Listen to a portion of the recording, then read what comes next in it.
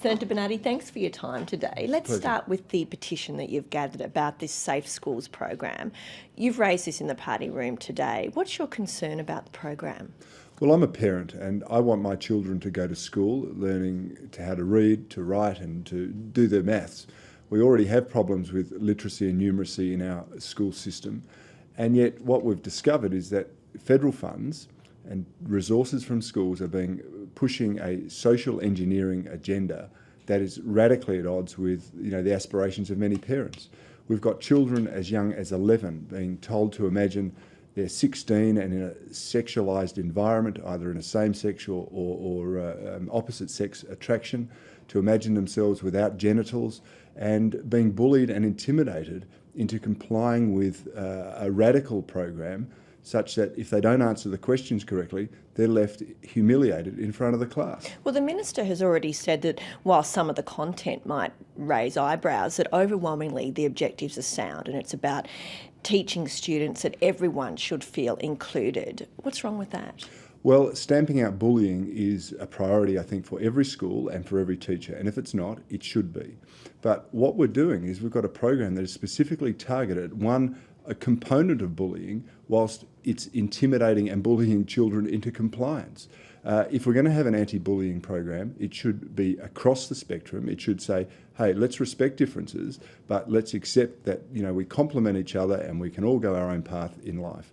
That's what's important. We don't need to convince 11-year-olds that they're sexually attracted to other people. What makes you think that they're actually trying to convince them rather than just, as the Minister says, trying to get people to understand and tolerate differences? Asking an 11-year-old to imagine themselves as someone 16 who's into another individual in a sexualised environment, I think is entirely inappropriate. And what's come to light today as well is that this program is linked to even more extreme programs where 4-year-olds are being targeted by books like The Gender Fairy.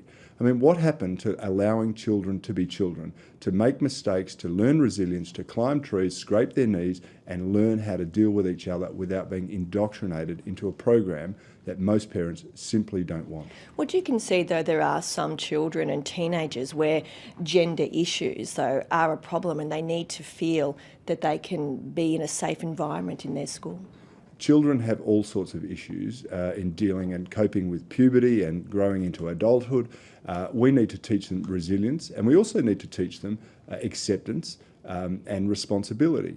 And that means providing a safe environment for everyone. It's not about gender, it's not about sexuality, it's not about the colour of your hair or the colour of your skin or how tall you are or how fat you are or how thin you are, but this program identifies one particular subset of the community, a tiny subsection of the community, and makes everyone fall into line with a political agenda. I think that's wrong. Our schools should be places of learning, not indoctrination. Well, you've raised this in the party room. What kind of support did you get?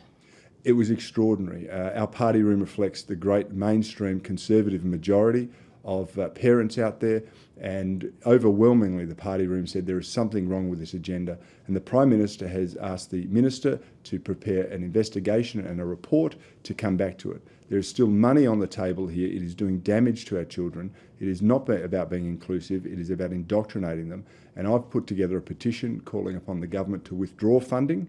It's got 9,499 signatures, and I'm hoping the government will listen to the will of the Australian people. Let's talk more generally.